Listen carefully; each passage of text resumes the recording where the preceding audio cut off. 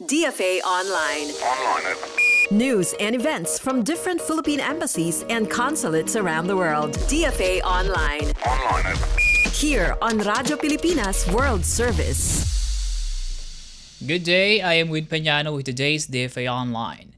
The Department of Foreign Affairs or DFA has rebuked and rejected anew China's sweeping claims in the West Philippine Sea, asserting that Pag-asa Island and nearby Sandy Cay, also known as Pag-asa K2, are part of Philippine territory.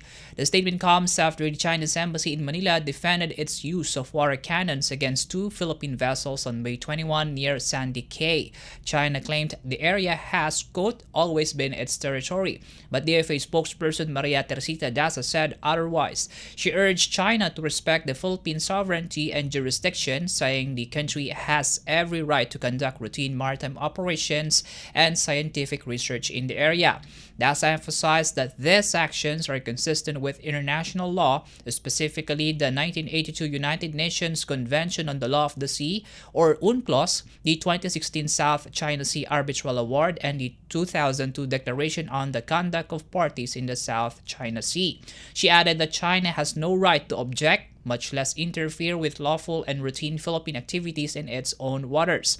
The incident involved two civilian vessels from the Bureau of Fisheries and Aquatic Resources, the BRP Datu Sanday and BRP Datu Pagbuaya. According to the National Maritime Council, the ships were shadowed, blocked, and struck by water cannons from Chinese Coast Guard vessel 21559 during a routine research mission.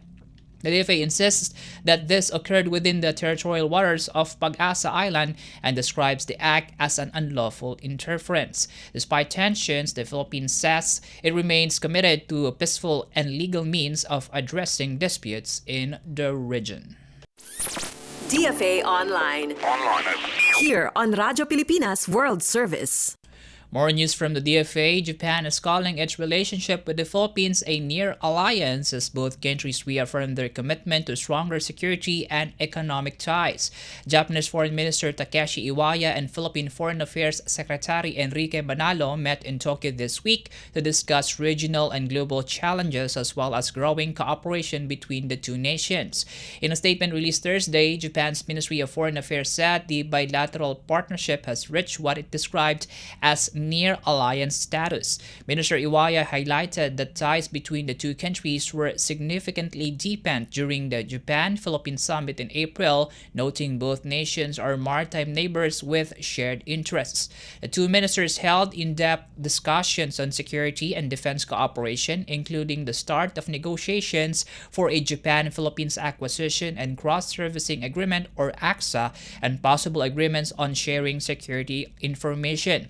Iwaya also pledged continued support through Japan's official security assistance program aimed at boosting the Philippines' defense capacity. Regional security issues were also on the agenda, including tensions in the East and South China Seas, developments in Myanmar, North Korea's missile and nuclear programs, as well as Russia's war in Ukraine. Both sides emphasized the importance of working closely with the United States and other like-minded nations to ensure a free and open Indo-Pacific governed by the rule of law.